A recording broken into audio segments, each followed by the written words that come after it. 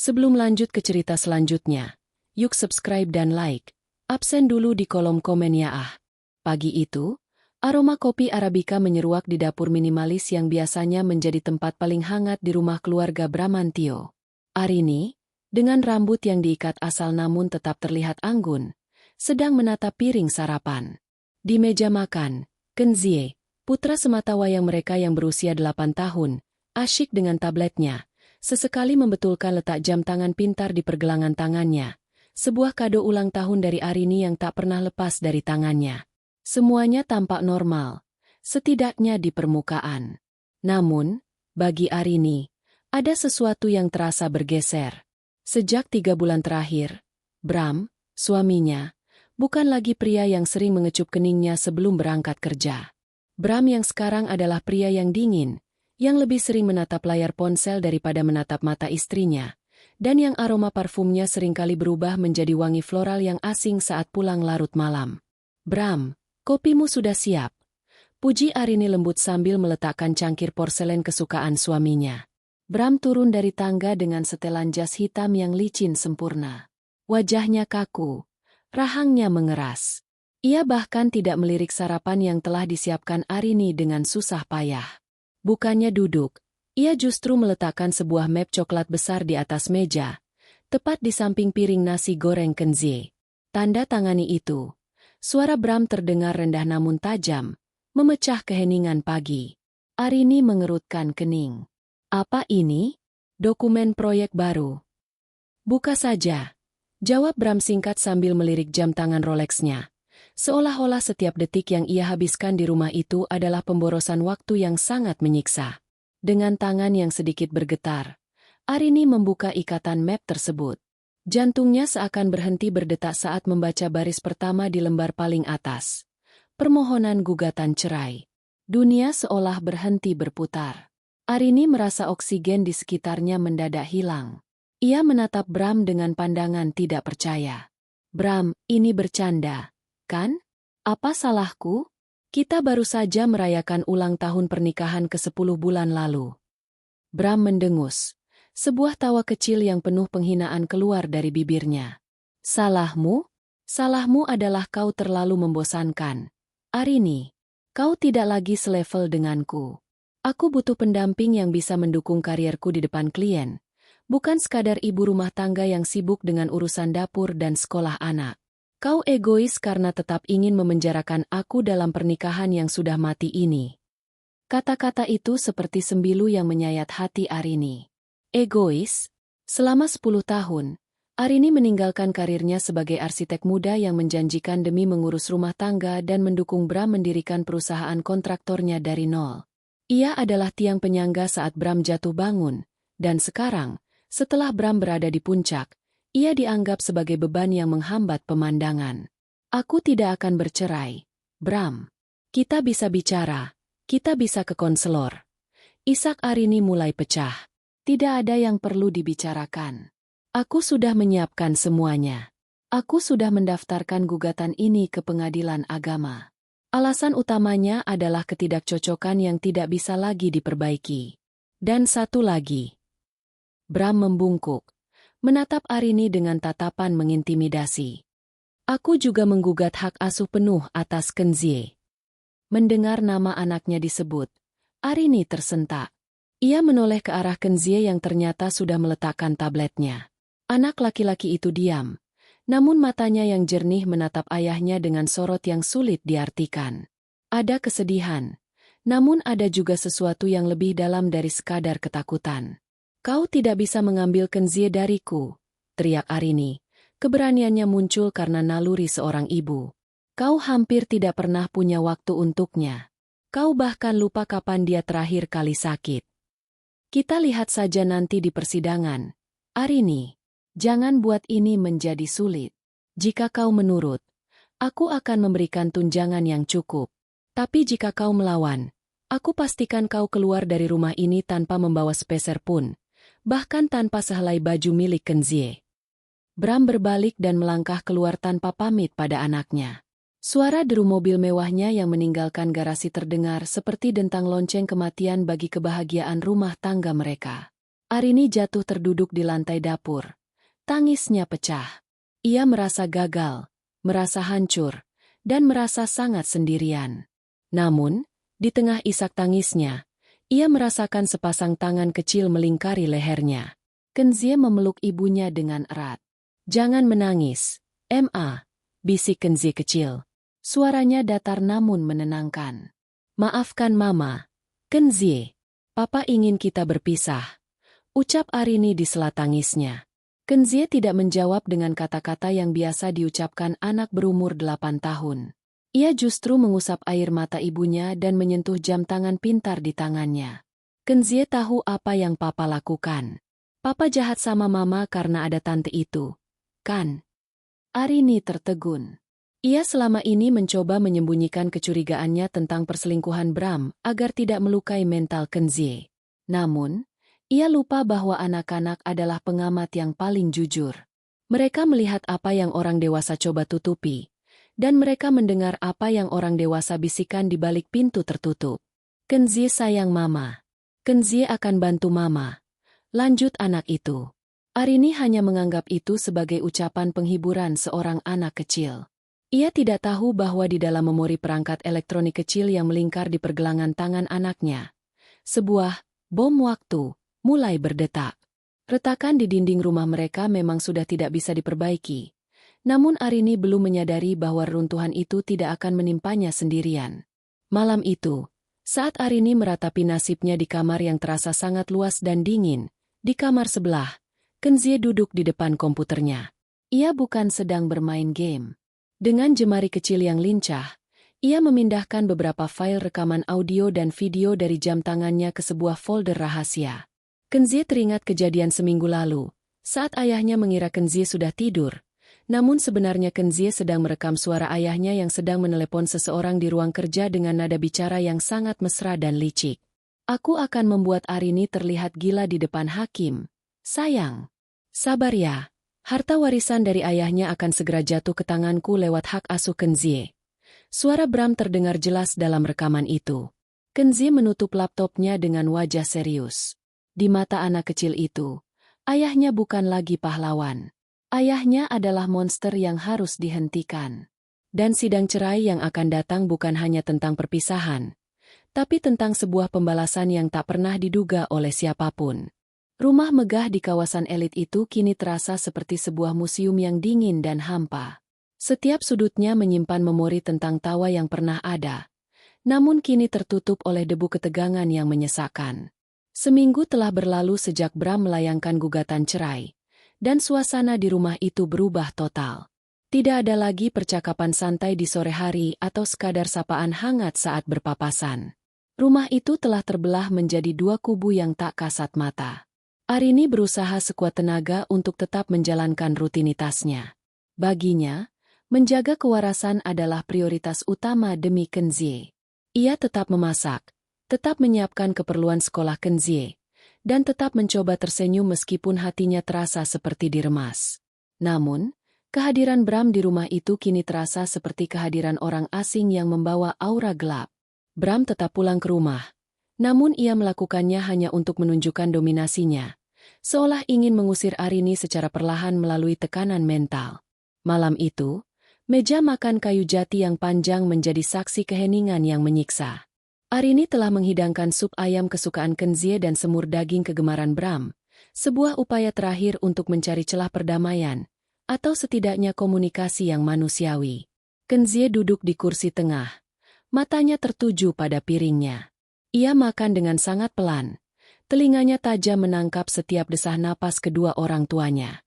Di pergelangan tangannya, jam tangan pintar itu sesekali berkedip, namun ia menutupi layarnya dengan lengan baju panjangnya. Bram duduk di ujung meja, matanya tidak lepas dari layar ponsel. Ia sesekali mengetik dengan cepat, sebuah senyum tipis, yang bukan ditujukan untuk keluarganya, terukir di bibirnya. Aroma parfum wanita yang sama kembali tercium oleh Arini, menyengat dan memuakan. "Bram, besok ada pertemuan orang tua di sekolah Kenzie. Guru kelasnya ingin membahas persiapan ujian tengah semester." Arini mencoba memecah kesunyian dengan suara yang diusahakan tetap tenang. Bram tidak mengangkat wajahnya. Aku sibuk. Kau saja yang datang. Lagi pula, bukankah kau punya banyak waktu luang karena tidak bekerja? Gunakan waktumu untuk sesuatu yang berguna. Arini menarik napas dalam. Ini tentang Kenzie, Bram. Dia butuh perhatian kita berdua, apalagi dalam situasi seperti ini. Bram meletakkan ponselnya dengan kasar ke atas meja. Suara Bra itu membuat Kenzie sedikit terlonjak. Situasi seperti apa? Situasi di mana kau mencoba berakting sebagai ibu yang sempurna padahal kau tahu pernikahan ini sudah berakhir? Jangan gunakan Kenzie sebagai alasan untuk terus mengikatku. Arini, sudah kukatakan, aku ingin keluar dari sini. Aku tidak menggunakan Kenzie. Suara Arini mulai meninggi. Kau yang menggunakan dia sebagai alat tawar-menawar hak asuh.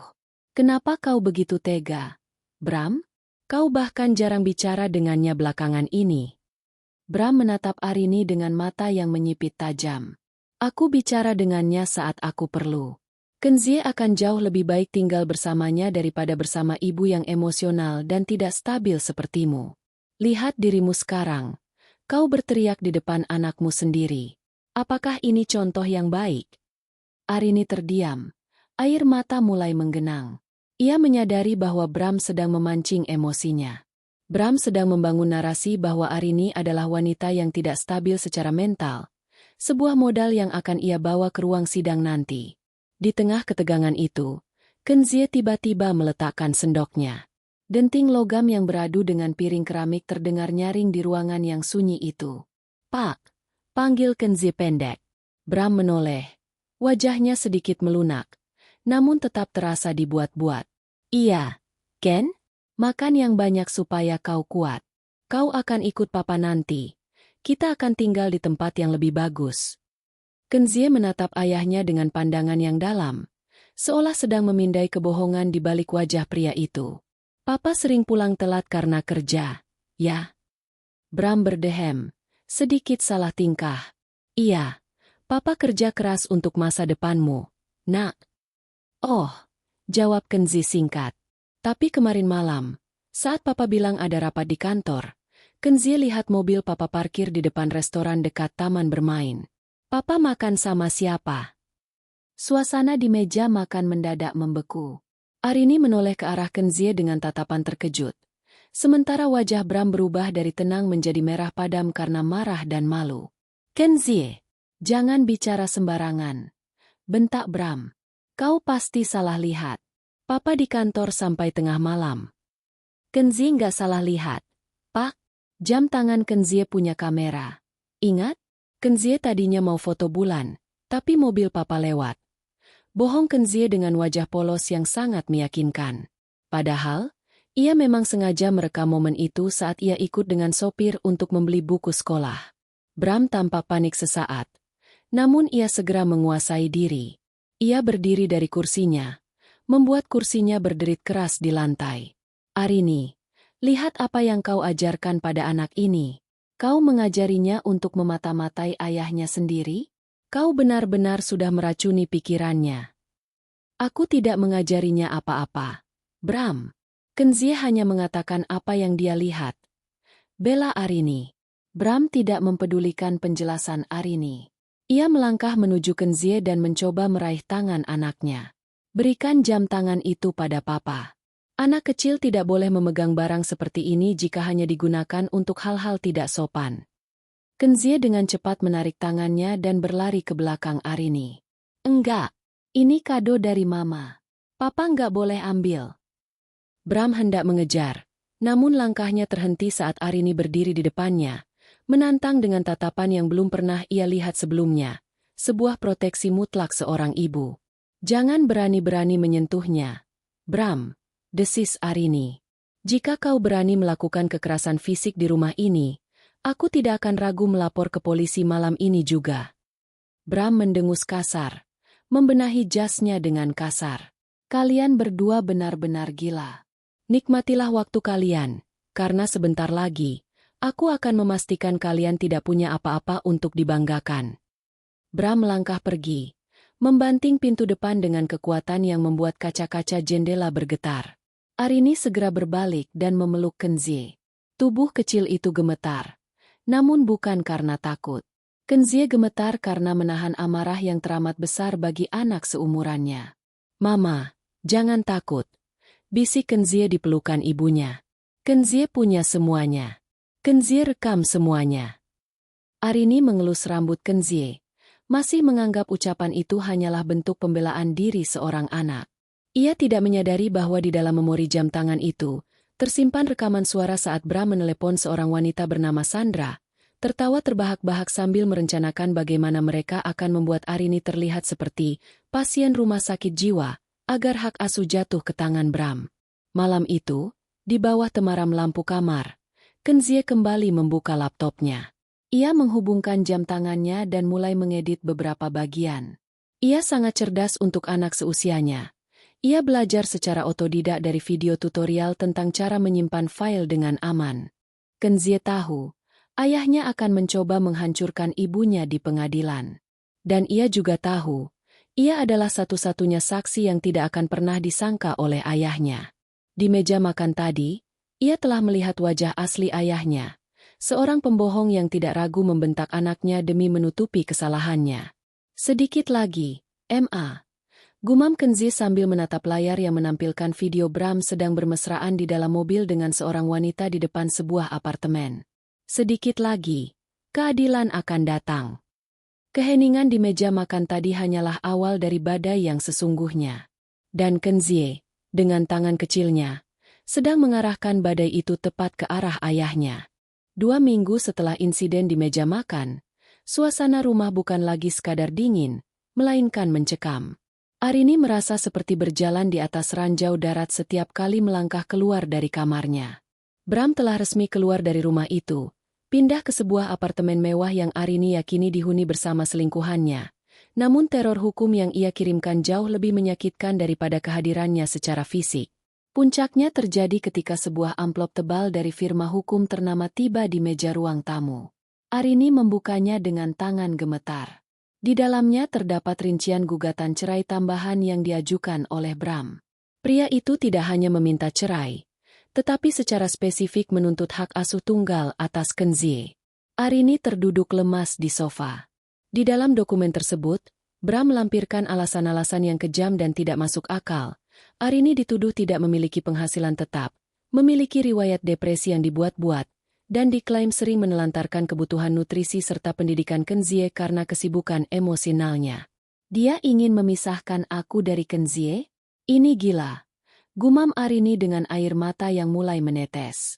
Namun, ada satu bagian yang membuat jantung Arini berdegup kencang. Dalam dokumen itu, pengacara Bram menyinggung tentang kesehatan mental ibu Arini yang dapat membahayakan tumbuh kembang anak. Arini baru menyadari betapa liciknya Bram. Suaminya itu tahu betul bahwa mendiang ayah Arini meninggalkan warisan yang cukup besar untuk Kenzie, sebuah dana perwalian yang hanya bisa dikelola oleh orang tua yang memegang hak asuh sah sampai Kenzie berusia 21 tahun. Bram tidak menginginkan Kenzie karena kasih sayang. Dia menginginkan Kenzie karena Kenzie adalah kunci menuju brankas kekayaan yang selama ini tidak bisa ia sentuh. Sore itu, Arini membawa Kenzie ke sebuah taman kota, berharap udara segar bisa sedikit mendinginkan pikirannya. Mereka duduk di bawah pohon beringin besar. Kenzie sedang asyik memotret burung-burung kecil dengan kamera mainannya, sebuah benda yang terlihat seperti mainan plastik biasa, namun sebenarnya memiliki lensa berkualitas tinggi yang Arini belikan untuk menyalurkan hobi fotografi anaknya. "Kenzie," panggil Arini lembut.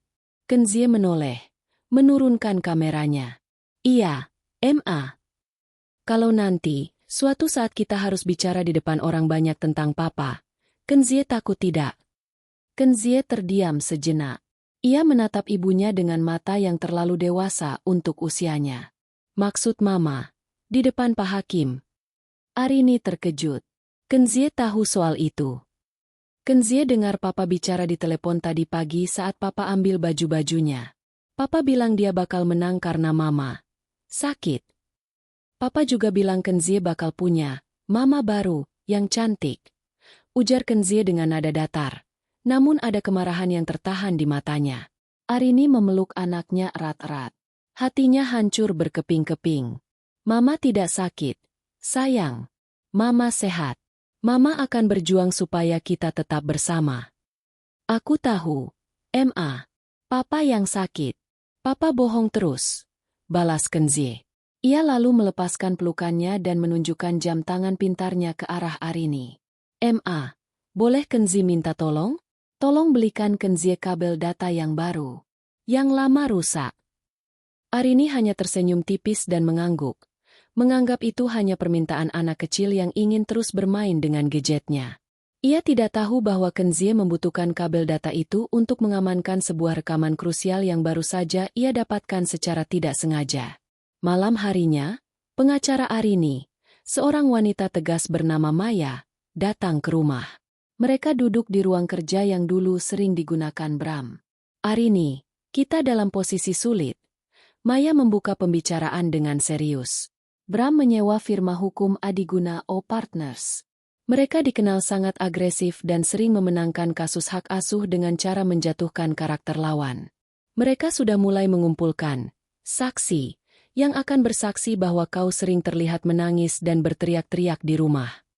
Tapi itu karena dia yang memicu semua itu. Dia berselingkuh. Maya, seru Arini frustrasi. Masalahnya, kita butuh bukti perselingkuhan yang konkret. Foto, video, atau laporan transaksi keuangan yang menunjukkan dia membiayai wanita lain. Tanpa itu, hakim akan melihat ini hanya sebagai pertengkaran rumah tangga biasa, dan tuduhan, ketidakstabilan mentalmu, bisa menjadi senjata makan tuan, jelas Maya. Di balik pintu yang sedikit terbuka, Kenzie berdiri mendengarkan. Ia memegang kamera mainannya dengan erat. Di dalam memori kamera itu, tersimpan video berdurasi 5 menit yang diambilnya dari balik jendela ruang kerja ayahnya seminggu yang lalu. Video itu merekam Bram yang sedang menandatangani sebuah dokumen perjanjian di bawah tangan dengan seorang saksi palsu, seorang mantan asisten rumah tangga mereka yang dipecat karena mencuri, untuk memberikan kesaksian bohong di pengadilan dengan imbalan sejumlah uang besar. Kenzie tahu video ini sangat penting. Namun, ia teringat sebuah video di YouTube tentang hukum yang pernah ia tonton secara tidak sengaja, bahwa bukti yang diambil secara diam-diam oleh anak kecil seringkali ditolak jika tidak diajukan dengan cara yang tepat. Ia harus menunggu saat yang paling krusial. Kenzie kembali ke kamarnya, menghubungkan kamera dan jam tangannya ke laptop. Ia mulai menyusun folder-folder berdasarkan tanggal. Folder 1. Papa dan Tante Sandra di mobil. Folder 2. Papa bicara soal uang warisan Kenzie. Folder 3. Papa menyuap saksi. Folder 4. Papa membentak Kenzie dan mengancam akan membuang mama. Ia adalah seorang detektif kecil di tengah badai perceraian orang tuanya. Kenzie tahu, jika ia memberikan bukti itu sekarang kepada ibunya, pengacara ayahnya mungkin akan menemukan cara untuk menghilangkannya atau mengintimidasi ibunya agar tidak menggunakannya. Pak Hakim harus lihat sendiri, bisik Kenzie pada dirinya sendiri. Sementara itu, di ruang tamu, Arini masih menangis terseduh-seduh di depan Maya. Ia merasa terjepit, merasa tidak berdaya melawan kekuasaan dan uang yang dimiliki Bram. Ia tidak menyadari bahwa di kamar sebelah, benteng pertahanannya sedang dibangun dengan sangat kokoh oleh jemari kecil putranya. Gugatan hak asuh tunggal itu adalah deklarasi perang dari Bram. Dan bagi Kenzie, perang ini bukan tentang siapa yang akan menang, melainkan tentang menyelamatkan ibunya dari kehancuran yang telah dirancang dengan sangat rapi oleh ayahnya sendiri. Kenzie masuk ke ruang tamu setelah Maya pulang. Ia membawa segelas air putih untuk Arini. Minum dulu.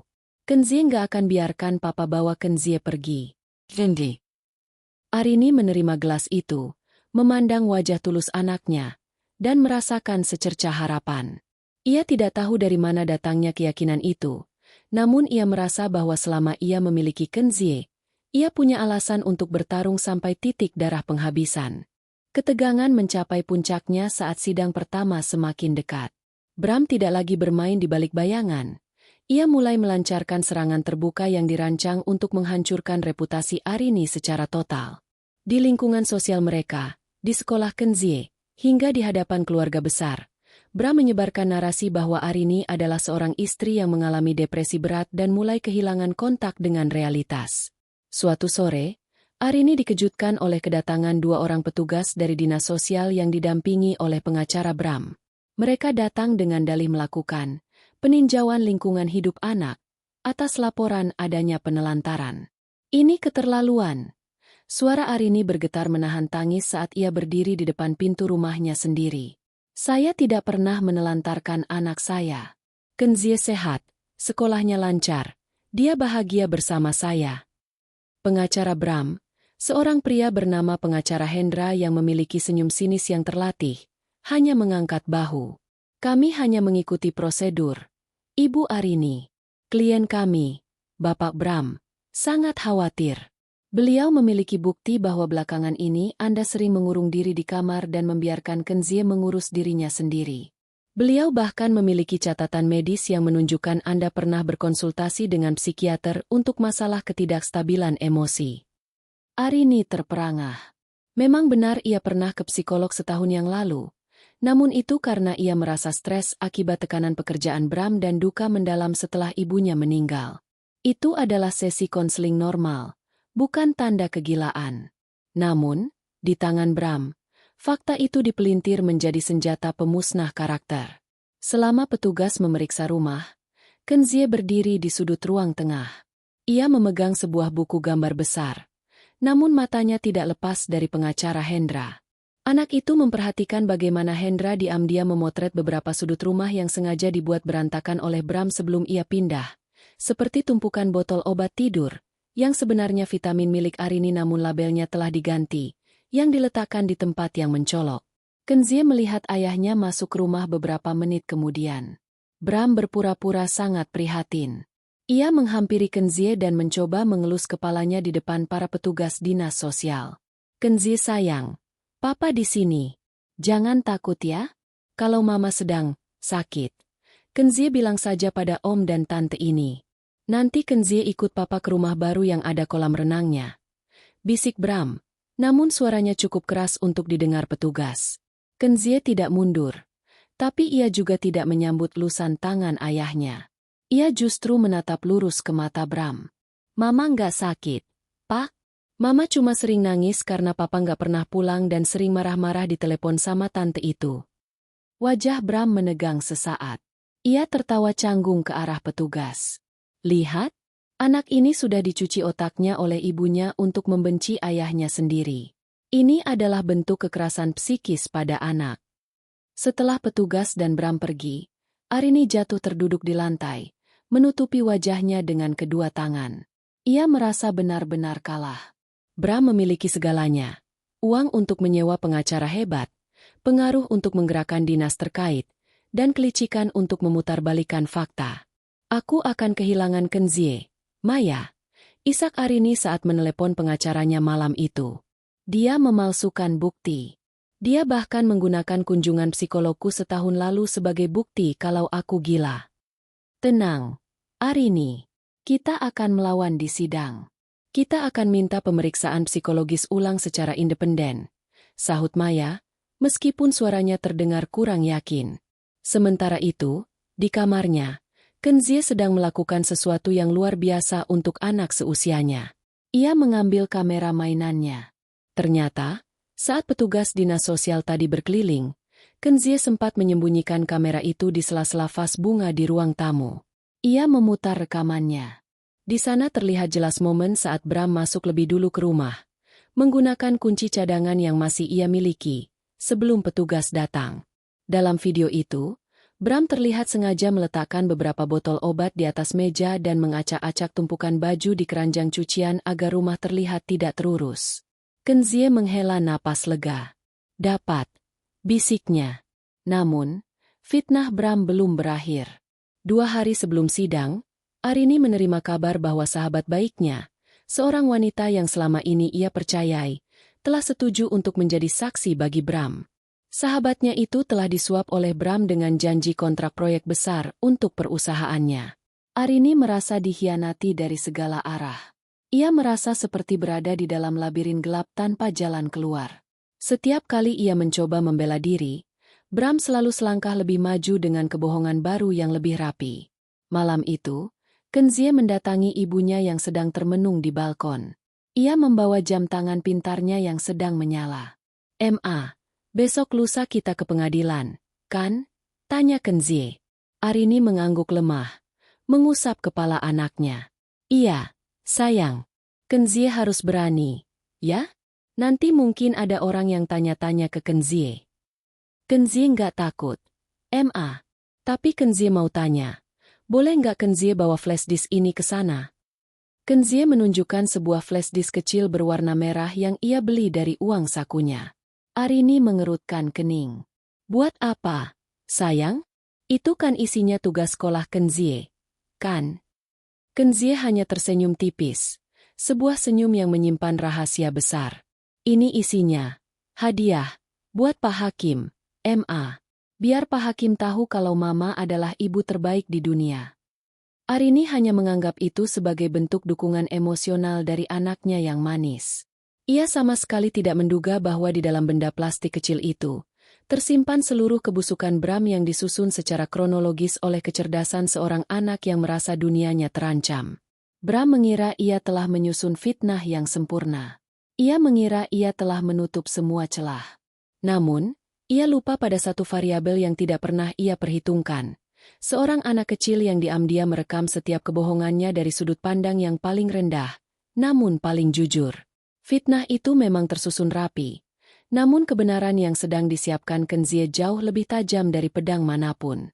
3 hari menjelang persidangan perdana, suasana di kediaman Arini berubah menjadi markas pertahanan yang sunyi.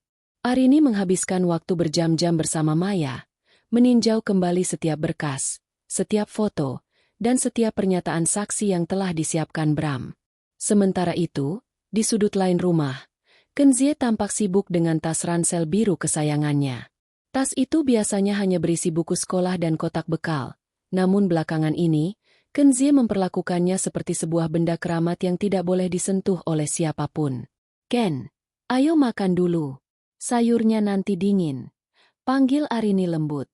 Kenzie tidak langsung menjawab. Ia sedang berjongkok di lantai kamarnya, memasukkan beberapa barang ke dalam kompartemen rahasia di tas ransel birunya.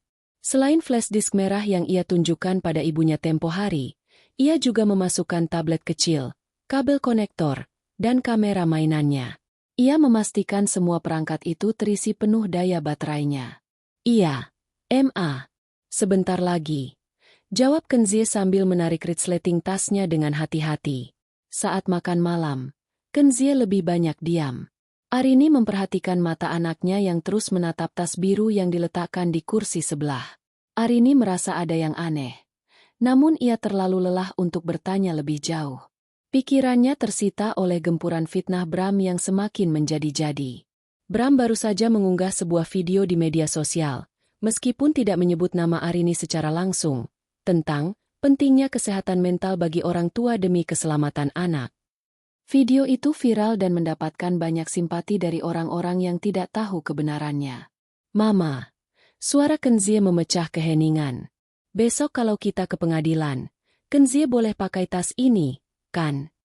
Arini tersenyum kecil, meskipun matanya tampak sembab. "Tentu saja, sayang. Kalau itu membuat Kenzie merasa lebih nyaman, bawa saja." Kenzie mengangguk mantap. "Tas ini yang akan melindungi kita." Malam itu, saat Arini sudah tertidur karena kelelahan, Kenzie terbangun. Ia mendengar suara mobil berhenti di depan rumah. Dengan waspada, ia mengintip dari balik tirai jendela kamarnya di lantai 2. Itu adalah mobil Bram. Pria itu tidak masuk ke rumah, namun ia berdiri di depan gerbang, berbicara di telepon dengan nada yang sangat serius. Kenzie segera meraih kamera mainannya yang memiliki fitur night vision sederhana. Ia membuka jendela sedikit agar suaranya terdengar jelas. "Tenang saja, Sandra. Semuanya sudah diatur. Pengacaraku sudah menyiapkan saksi ahli yang akan menyatakan Arini menderita gangguan kepribadian ambang, borderline personality disorder. Hak asuh akan jatuh ke tanganku dalam 1 kali sidang. Setelah itu, rumah ini dan seluruh dana perwalian itu akan kita kelola. Kita bisa pindah ke Bali bulan depan." Suara Bram terdengar angkuh, bercampur dengan tawa kecil yang dingin. Kenzie memegang kameranya dengan tangan yang sedikit gemetar karena marah. Ia merekam setiap kata, setiap seringai di wajah ayahnya yang terkena sorot lampu jalan. Oh, anak itu? Kenzie? Dia anak yang penurut. Aku hanya perlu membelikannya beberapa mainan mahal. Dia akan lupa pada ibunya yang depresi itu. Anak kecil mudah dimanipulasi. Sandra, kau tidak perlu khawatir. Lanjut Bram sebelum mematikan telepon dan masuk kembali ke mobilnya. Kenzie menarik napas panjang. Anak kecil mudah dimanipulasi. Bisiknya pada kegelapan kamar. Kita lihat saja nanti, Papa. Kenzie kembali ke mejanya. Ia menghubungkan kamera itu ke tablet di dalam tas ransel birunya. Ia mulai memindahkan file rekaman terbaru itu ke dalam folder, bukti utama. Ia juga memastikan bahwa file-file tersebut telah terunggah ke penyimpanan awan, cloud storage, yang ia buat menggunakan akun sekolahnya, sebagai cadangan jika perangkat fisiknya dirusak atau disita. Keesokan harinya, Maya datang untuk memberikan pengarahan terakhir. Arini, besok adalah mediasi sekaligus pembukaan sidang. Bram akan mencoba menekankan bahwa kau tidak layak secara finansial dan mental. Kita akan fokus pada fakta bahwa kau adalah pengasuh utama Kenzie sejak lahir. Tapi, aku harus jujur, bukti yang dibawa Bram cukup banyak. Dia punya surat pernyataan dari beberapa tetangga yang disuapnya. Arini meremas jemarinya. Aku hanya punya kejujuran, Maya. Terkadang di pengadilan, kejujuran saja tidak cukup. Kita butuh sesuatu yang bisa memukul balik dengan keras, kata Maya dengan nada khawatir. Kenzie yang sedang duduk di sofa sambil memeluk tas ransel birunya, mendengarkan percakapan itu. Ia ingin sekali berteriak dan memberitahu mereka apa yang ia punya. Namun ia teringat sebuah adegan di film detektif yang pernah ia tonton. Unsur kejutan adalah senjata terkuat. Jika ia memberitahu Maya sekarang, Bram mungkin akan mendapatkan bocoran melalui jaringan pengacaranya yang luas. Sore harinya, Kenzie memeriksa kembali isi tas ransel birunya untuk yang terakhir kali. Ia memastikan kabel HDMI dan konverter yang ia ambil dari laci ruang kerja ayahnya ada di sana. Ia sudah mempelajari bagaimana cara menyambungkan perangkatnya ke layar proyektor. Ma, panggil Kenzie saat Arini sedang menyiapkan baju batik untuk dipakai Kenzie besok. Ya, nak. Jangan takut sama Papa. Papa cuma besar suaranya. Tapi dia penakut kalau ketahuan bohong. Ucap Kenzie dengan nada yang sangat dewasa. Arini terpaku. Ia menatap putranya, menyadari bahwa Kenzie telah tumbuh dewasa dalam waktu singkat akibat konflik ini. Ia memeluk Kenzie erat. Terima kasih, sayang. Mama akan kuat demi Kenzie. Di dalam tas ransel biru itu, tersimpan bukan hanya kabel dan perangkat elektronik, melainkan kehancuran total bagi kebohongan yang telah dibangun Bram selama berbulan-bulan. Tas itu adalah kotak Pandora yang sebentar lagi akan terbuka di ruang sidang, dan isinya akan membuat seluruh dunia melihat siapa sebenarnya sosok Bramantio yang agung itu. Malam itu, Kenzie tidur dengan tas ransel birunya diletakkan di samping bantal. Ia siap untuk hari esok. Ia siap untuk menunjukkan pada ayahnya bahwa anak kecil yang mudah dimanipulasi, ini adalah orang yang akan mengakhiri semua sandiwaranya. Pagi itu, langit di atas pengadilan agama tampak abu-abu, seolah mencerminkan suasana hati Arini yang berkecamuk. Mengenakan setelan blus putih yang rapi namun wajahnya tidak bisa menyembunyikan kelelahan, Arini melangkah masuk ke area pengadilan. Di sampingnya, Kenzie berjalan dengan tegak. Tangan kecilnya menggenggam erat tali tas ransel birunya. Tidak ada air mata di wajah anak itu. Hanya sebuah ketenangan yang tidak biasa, yang bahkan membuat Maya, pengacara mereka, merasa heran. Arini, ingat, tetap tenang. Jangan terpancing emosi jika Bram atau pengacaranya mulai menyerang karaktermu. Bisik Maya saat mereka melewati detektor logam. Di lobi pengadilan, mereka berpapasan dengan Bram. Pria itu tampak sangat percaya diri dengan setelan jas mahal dan kacamata hitam yang bertengger di hidungnya. Di belakangnya, berdiri Hendra, pengacara bertangan dingin yang dikenal tidak pernah kalah dalam kasus hak asuh. Di samping mereka, seorang wanita cantik dengan riasan tebal, Sandra, berdiri dengan angkuh, seolah-olah dia sudah memenangkan segalanya. Bram sempat berhenti sejenak, menatap Arini dengan senyum meremehkan. Kau masih punya waktu untuk menyerah. Arini, jangan permalukan dirimu sendiri di dalam sana. Serahkan hak asuh Kenzie secara sukarela, dan aku akan mencabut semua tuduhan tentang gangguan mentalmu. Arini berhenti, menarik napas panjang, dan menatap lurus ke mata pria yang pernah ia cintai itu. Aku tidak akan pernah menjual anakku sendiri, Bram. Kita lihat saja apa yang Tuhan tunjukkan hari ini. Bram tertawa pendek, lalu melirik Kenzie. Ken, lepaskan tas kumal itu. Nanti setelah ini papa belikan tas baru yang paling mahal. Kenzie tidak menjawab. Ia hanya mempererat pelukannya pada tas ransel birunya dan menatap ayahnya dengan sorot mata yang membuat Bram sedikit tidak nyaman. Ada sesuatu yang berbeda pada pandangan anaknya. Itu bukan lagi pandangan ketakutan, melainkan pandangan seorang hakim kecil yang sedang mengamati terdakwa. Ruang sidang utama akhirnya dibuka. Hakim ketua, seorang pria parubaya dengan kacamata yang bertengger di ujung hidung, memasuki ruangan. Suasana seketika menjadi hening dan berat.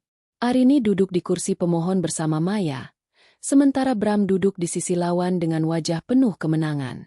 Sidang dimulai dengan pembacaan gugatan oleh pihak Bram. Pengacara Hendra berdiri dengan penuh drama. Yang mulia, klien kami, Bapak Bramantio, terpaksa mengambil langkah berat ini semata-mata demi keselamatan dan masa depan putra mereka, Kenzie. Kami memiliki bukti kuat bahwa Ibu Arini tidak lagi memiliki stabilitas mental yang cukup untuk mengasuh anak. Kami memiliki saksi ahli dan catatan medis yang menunjukkan adanya depresi berat dan kecenderungan perilaku yang membahayakan. Arini meremas tangannya di bawah meja. Ia melihat Hendra mengeluarkan beberapa lembar foto yang memperlihatkan dirinya sedang menangis histeris, yang sebenarnya diambil saat ia baru saja mendengar kabar ayahnya meninggal, dan botol-botol obat yang telah disiapkan Bram sebelumnya di rumah. Selain itu, lanjut Hendra, Ibu Arini tidak memiliki pekerjaan tetap. Bagaimana mungkin dia bisa menjamin masa depan seorang anak yang memiliki hak atas dana perwalian yang begitu besar? Klien kami, di sisi lain, adalah seorang pengusaha sukses dengan stabilitas finansial yang luar biasa. Maya berdiri untuk melakukan pembelaan. Yang mulia, semua tuduhan itu adalah fitnah yang kejam. Ibu Arini adalah pengasuh utama. Masalah ekonomi tidak bisa dijadikan alasan tunggal jika ikatan batin ibu dan anak begitu kuat. Dan mengenai catatan medis tersebut, itu adalah manipulasi dari kejadian masa lalu yang tidak ada hubungannya dengan kemampuannya sebagai ibu saat ini. Perdebatan hukum mulai memanas. Saksi-saksi bayaran Bram mulai dipanggil satu persatu. Sahabat Arini yang berkhianat maju ke depan, memberikan kesaksian palsu tentang bagaimana Arini sering mengabaikan Kenzie demi menangisi nasibnya sendiri. Arini merasa seolah-olah kepalanya ingin pecah. Ia melihat ke arah Kenzie yang duduk di barisan belakang khusus untuk anak di bawah umur yang didampingi petugas pengadilan. Kenzie tidak tampak panik. Ia sedang merogoh sesuatu di dalam tasnya. Ia mengeluarkan sebuah tablet kecil dan kabel yang tampak rumit. Ia memperhatikan dengan seksama letak proyektor dan layar yang ada di ruang sidang, yang biasanya digunakan untuk menunjukkan bukti-bukti digital. Hakim ketua kemudian mengetuk palu. Sebelum saya mengambil keputusan untuk agenda mediasi ini, saya ingin mendengar suara dari anak yang bersangkutan. Kenzie, silakan maju ke depan. Seluruh ruangan tertuju pada bocah 8 tahun itu. Kenzie berdiri. Namun ia tidak langsung menuju kursi saksi. Ia justru berjalan menuju meja perangkat multimedia di samping meja panitera. Pak Hakim, suara Kenzie terdengar jernih dan bergetar sedikit, namun cukup keras untuk membungkam seluruh ruangan. Bolehkah aku menunjukkan sesuatu padamu sebelum aku bicara? Bram tampak sedikit gelisah. Yang mulia, anak itu tidak mengerti apa-apa. Sebaiknya dia langsung duduk saja untuk menjawab pertanyaan. Hakim mengangkat tangannya, memberi tanda agar Bram diam. Ia menatap Kenzie dengan rasa ingin tahu. Apa yang ingin kau tunjukkan, Kenzie? Ini adalah alasan kenapa Mama sering menangis, dan kenapa Papa jarang pulang ke rumah. Jawab Kenzie sambil mengeluarkan sebuah flash disk merah dari saku celananya. Kenzie yang merekamnya sendiri. Semuanya. Arini menatap anaknya dengan mulut ternganga. Maya pun tertegun. Sementara di sisi lain, Wajah Bram mulai berubah pucat. Ia melirik pengacaranya, Hendra, yang juga tampak bingung karena hal ini tidak ada dalam skenario mereka. Kenzie dengan lincah menyambungkan tablet dan flash disknya ke sistem audio visual ruangan itu. Layar besar di belakang meja hakim mulai berkedip, menampilkan sebuah folder berjudul, Kebenaran. Ini bukan mainan, Pak Hakim, ucap Kenzie pelan namun tegas. Ini adalah hidup kami. Hakim ketua mengangguk, memberikan izin. Saat Kenzie menekan tombol play, seluruh ruangan mendadak hening. Napas semua orang seolah tertahan. Babak baru yang paling mematikan bagi Bramantio baru saja dimulai. Suasana di dalam ruang sidang itu mendadak mendingin, seolah-olah pendingin ruangan baru saja diturunkan ke titik terendah. Semua mata tertuju pada layar besar yang mulai menampilkan gambar yang sedikit bergoyang, namun memiliki resolusi yang cukup tajam. Itu bukan video profesional, namun sudut pandangnya, yang diambil dari ketinggian pinggang orang dewasa, memberikan kesan kejujuran yang mencekam. Yang mulia, saya keberatan, teriak pengacara Hendra sambil berdiri dengan wajah merah padam. Anak di bawah umur tidak memiliki kapasitas hukum untuk mengajukan bukti tanpa melalui prosedur yang benar. Ini adalah pelanggaran privasi klien kami. Hakim Ketua, Bapak Arman, mengangkat telapak tangannya dengan tegas.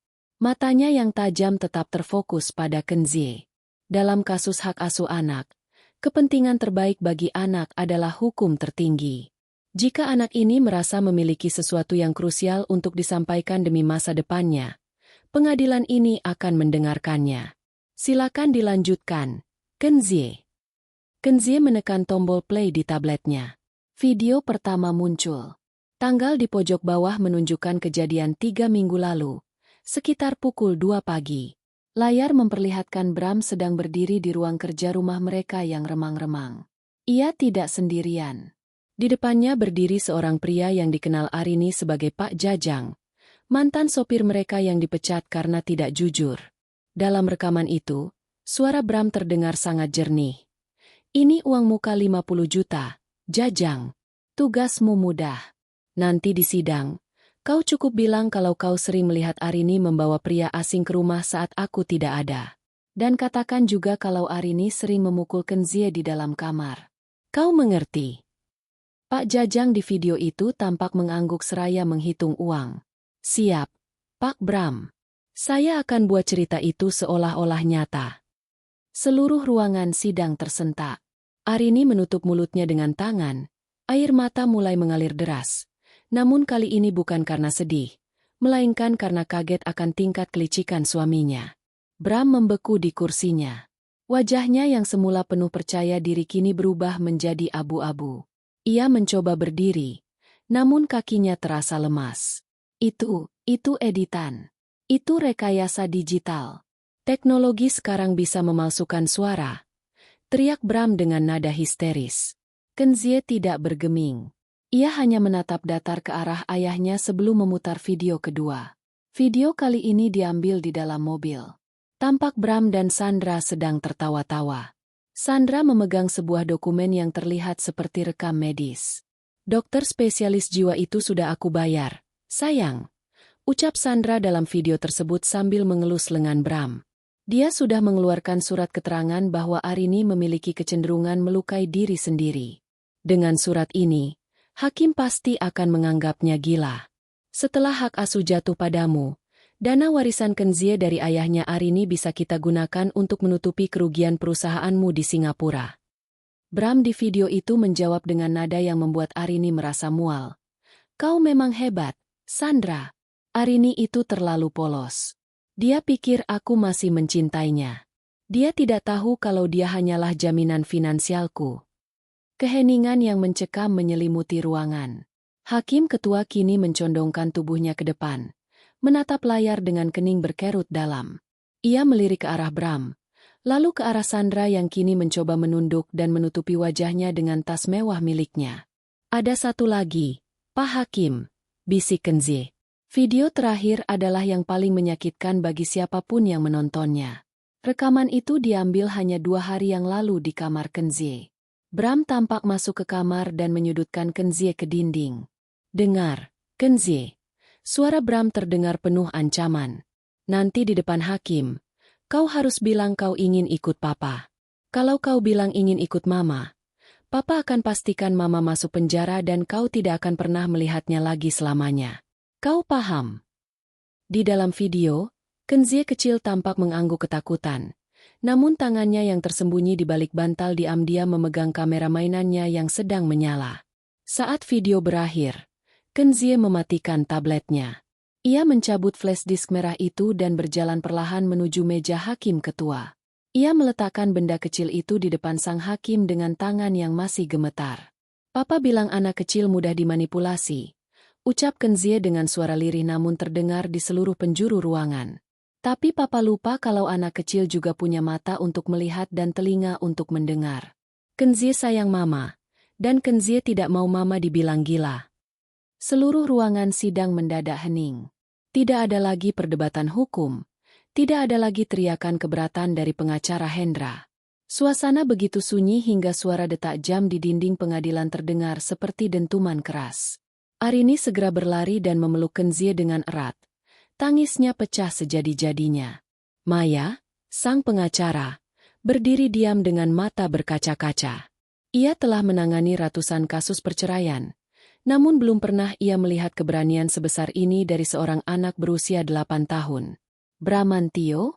Ia tampak seperti mayat hidup. Ia terjatuh dari kursinya, terduduk di lantai ruang sidang dengan mata kosong. Seluruh sandiwara yang ia susun dengan modal miliaran rupiah hancur berantakan oleh sebuah flash disk merah dan tas ransel biru.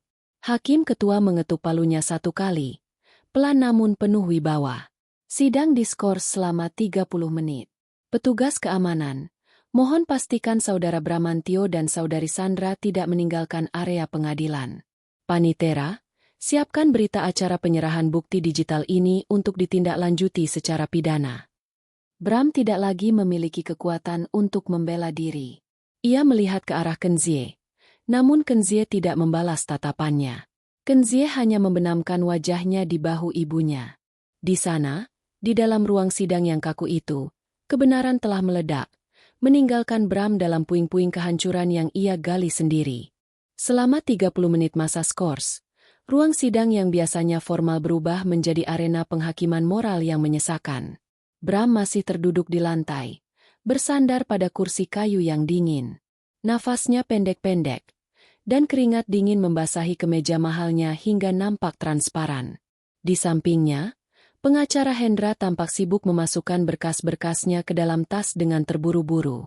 Hendra adalah seorang profesional yang tahu kapan sebuah kapal akan tenggelam, dan saat ini, ia sadar karirnya bisa ikut terseret jika tetap membela mayat hidup di sampingnya itu. Bram, ini sudah di luar kendali, bisik Hendra tanpa menoleh.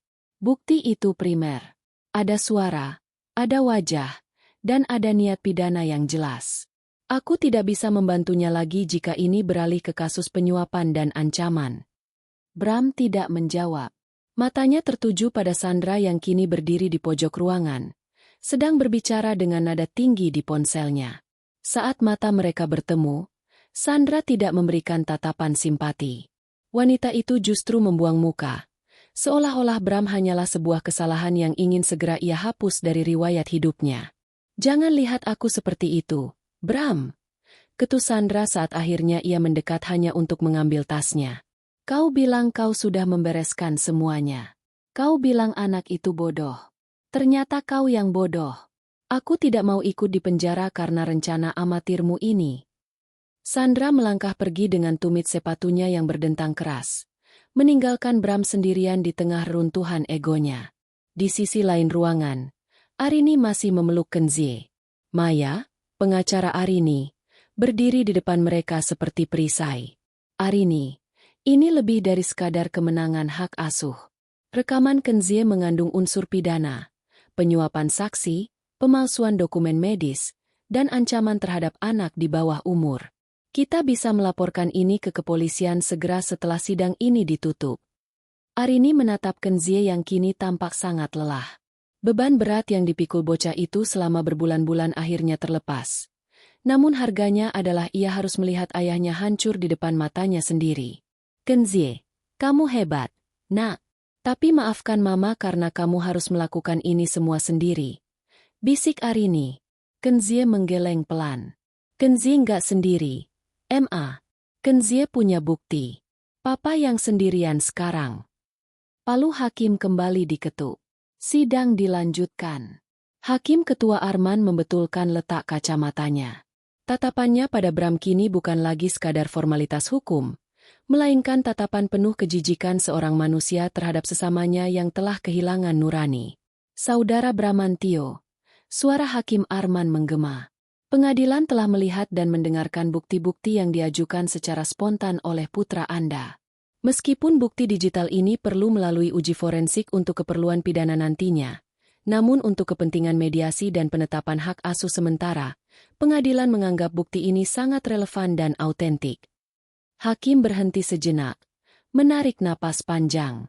"Tindakan Anda yang mencoba menyuap saksi, memanipulasi catatan medis istri Anda, dan yang paling hina adalah mengintimidasi anak kandung Anda sendiri demi harta warisan, adalah perbuatan yang tidak dapat ditoleransi oleh hukum maupun moral."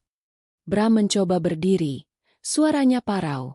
"Yang mulia, saya melakukan itu karena saya mencintai anak saya. Saya hanya ingin yang terbaik." "Cukup," potong hakim dengan keras hingga suaranya menggelegar di langit-langit ruangan. "Jangan nodai kata cinta dengan tindakan kriminal. Anda tidak mencintai putra Anda. Anda mencintai uang yang melekat pada nasibnya. Anda memperlakukan darah daging Anda sendiri sebagai komoditas bisnis." Hakim kemudian membacakan putusan sementara.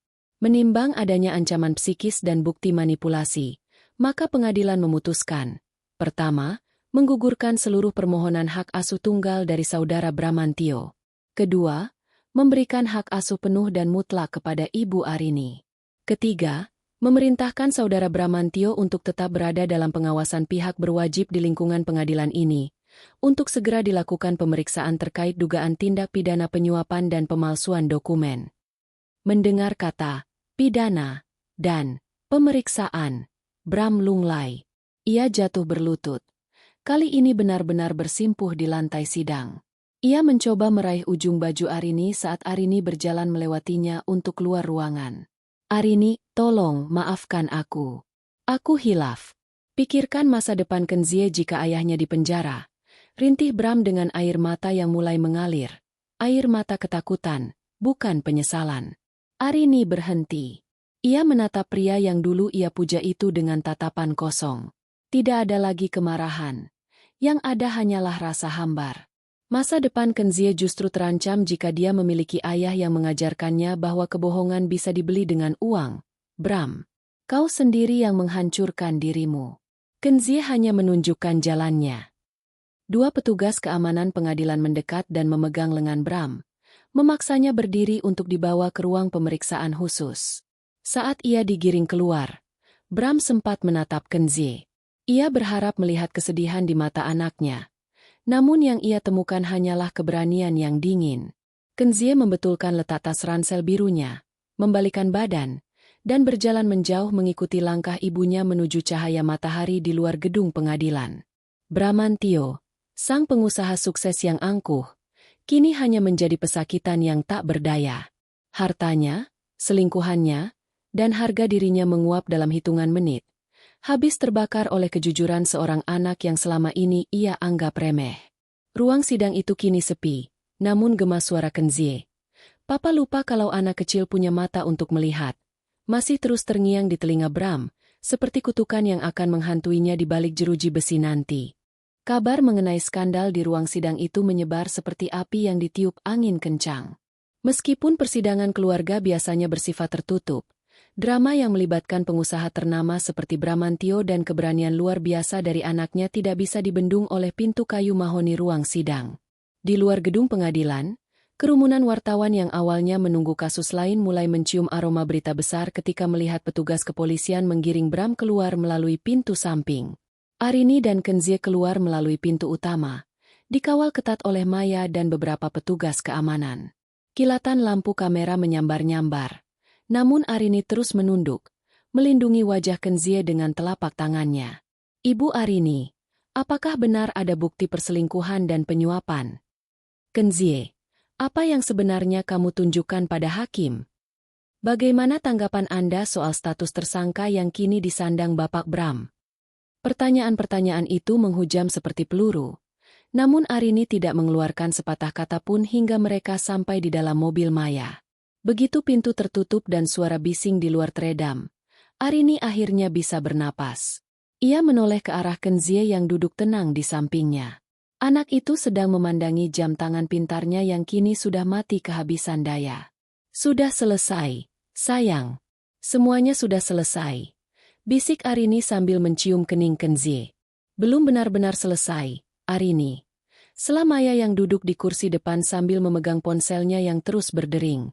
Video yang diputar di dalam tadi.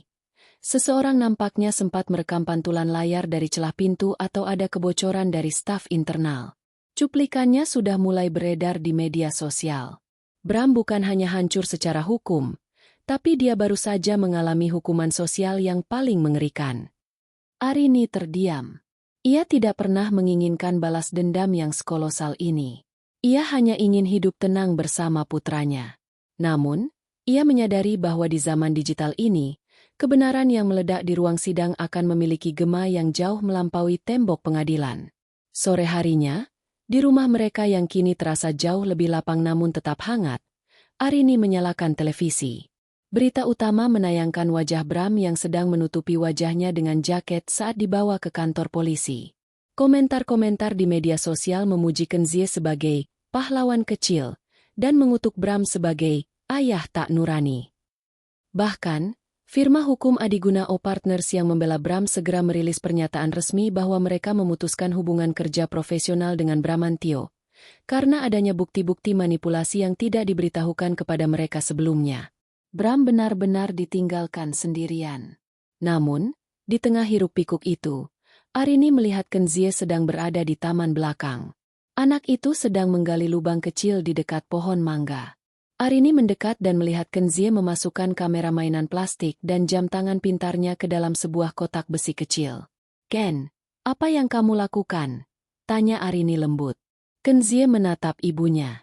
Wajahnya yang tadi tampak dewasa kini kembali terlihat seperti anak 8 tahun yang polos. "Kenzie mau kubur ini, Ma. Kenzie nggak mau pakai alat-alat ini lagi buat menangkap Papa. Kenzie mau jadi anak kecil biasa saja sekarang." Hati Arini tersayat mendengar ucapan itu. Ia menyadari betapa besarnya pengorbanan masa kecil Kenzie. Putranya harus bertindak sebagai mata-mata, detektif, dan pengacara sekaligus hanya untuk mempertahankan hak paling dasar, tinggal bersama ibunya. "Kamu anak yang luar biasa, Kenzie. Tapi kamu benar. Tugas itu sudah selesai. Sekarang tugas Mama untuk menjagamu." Arini membantu Kenzie menimbun kotak itu dengan tanah. Sementara itu, dampak dari video tersebut mulai merembet ke aspek lain.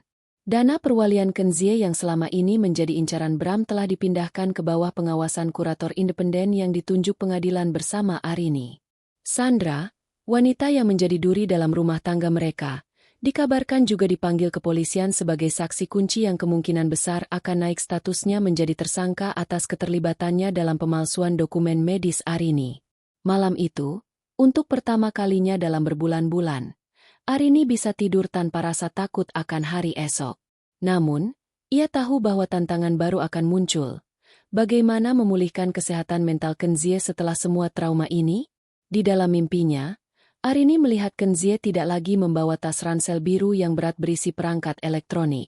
Dalam mimpi itu, Kenzie berlari bebas di lapangan luas, hanya membawa sebuah layang-layang. Itulah tujuan Arini sekarang. Ia akan menggunakan kemenangan ini bukan untuk merayakan kehancuran Bram, melainkan untuk membangun kembali puing-puing masa kecil Kenzie yang sempat hancur. Gema di luar ruangan sidang mungkin masih keras, meneriakkan nama mereka. Namun di dalam rumah itu, keheningan yang damai mulai tercipta. Kebenaran telah menjalankan tugasnya dengan sangat baik, dan sekarang saatnya bagi penyembuhan untuk mengambil peran utamanya.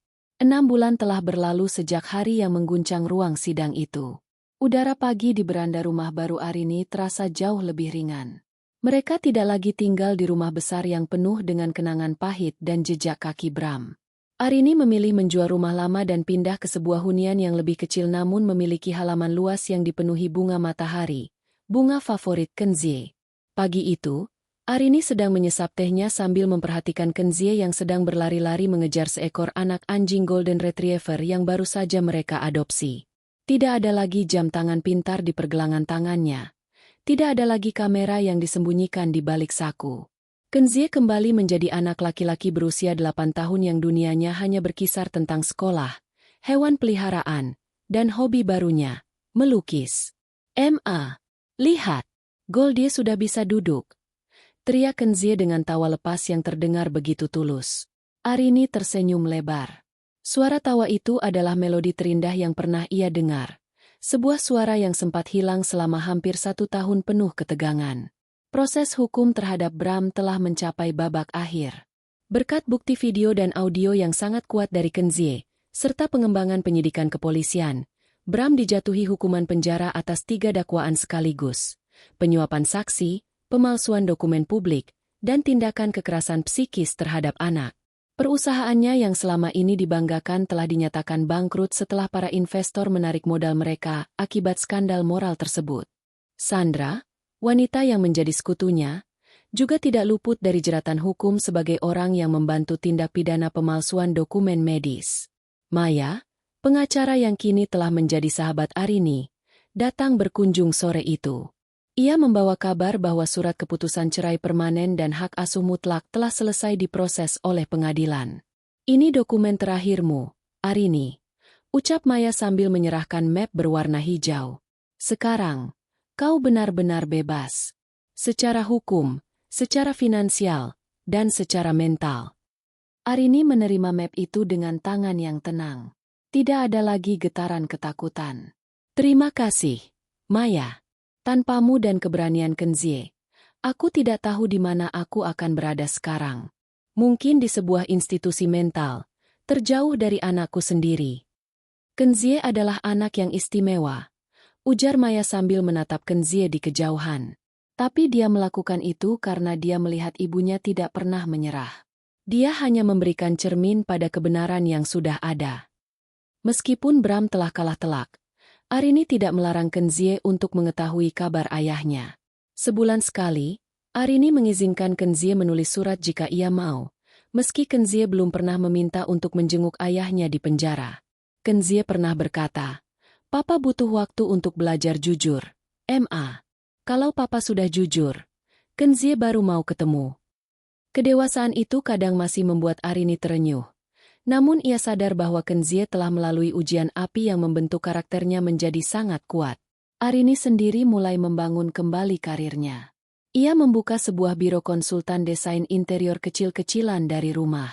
Proyek-proyeknya mulai berdatangan, sebagian besar dari orang-orang yang bersimpati dan terinspirasi oleh kekuatannya sebagai seorang ibu.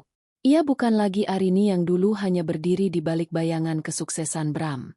Ia kini adalah Arini yang berdiri di atas kakinya sendiri, mendesain masa depannya dengan warna-warnanya sendiri. Sore itu, saat matahari mulai terbenam dan menyisakan warna jingga yang hangat di langit, Kenzie mendekati Arini dan duduk di sampingnya. Ia membawa sebuah buku gambar. Kenzie, gambar ini buat Mama," ucapnya sambil menyerahkan buku itu. Arini membuka halaman terbaru. Di sana, terdapat lukisan seorang wanita yang memegang tangan seorang anak kecil. Di tangan wanita itu ada sebuah kunci emas, dan di tangan sang anak ada sebuah lampu yang bersinar terang. Di latar belakangnya, ada sebuah tembok hitam yang runtuh. "Apa artinya ini, Nak?" tanya Arini dengan suara serak karena haru. "Wanita itu Mama. Kuncinya adalah kasih sayang Mama yang membebaskan kita. Anak itu Kenzie. Dan lampunya adalah rekaman-rekaman itu. Lampunya menghancurkan tembok yang dibuat Papa supaya kita bisa melihat matahari lagi." Jelas Kenzie dengan cara yang begitu puitis untuk anak seumurannya. Arini memeluk Kenzie erat, merasakan detak jantung putranya yang kini tenang dan teratur. Badai itu memang telah memporak-porandakan kehidupan mereka. Namun badai itu juga yang membersihkan udara dari segala kebohongan dan racun yang selama ini mereka hirup. Kita akan selalu baik-baik saja. Kenzie. Janji. Janji. Ma. Malam pun turun. Namun kali ini kegelapan tidak lagi terasa menakutkan. Di rumah kecil dengan halaman bunga matahari itu, cahaya kebenaran telah menyala dengan sangat terang, menjaga tidur seorang ibu yang tangguh dan seorang pahlawan kecil yang pernah mengguncang dunia dengan sebuah tas ransel biru. Kisah tentang suami yang menggugat cerai itu telah berakhir. Namun, kisah tentang Arini dan Kenzie baru saja dimulai. Sebuah babak baru yang ditulis dengan tinta kejujuran, keberanian, dan cinta yang tidak akan pernah bisa dimanipulasi oleh siapapun lagi.